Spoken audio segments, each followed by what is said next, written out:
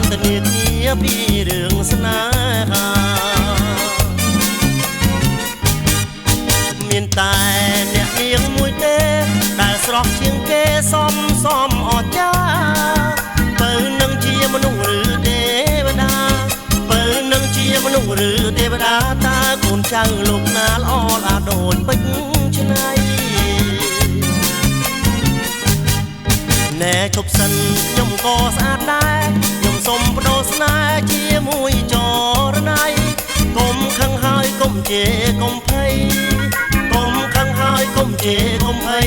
បងចង់បានស្រស់ស្រីមកនាំបីត្រកបើមិនស្ដីសូមស្រីប្រាប់ឈ្មោះសំដីពីរោះថែមបំណាញ៉ៃញងមុខនឹងទៅសំនឹងបងពេលហាស្ដីម្ដងដូចជាការរីកថ្មី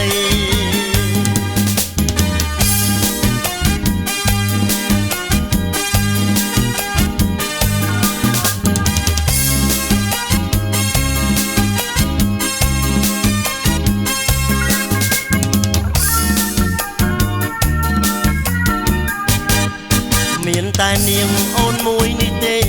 ដែលស្រស់ជាងគេឲ្យបងអាឡ័យសុំបើអូនបើកផ្លូវនិស័យសុំបើអូនបើកផ្លូវនិស័យឲ្យបងបានតោងស្បៃដល់ថ្ងៃយើងរៀបការសូមបើមុំកុំប្រកែកអីបងនឹងស្រីសមគ្នាអស្ចារ្យកុំខឹងកុំងល់ឲ្យបងខ្លោចផ្សាយើងចងក្រងវាសនាលុងត្រាក់សិនស្អី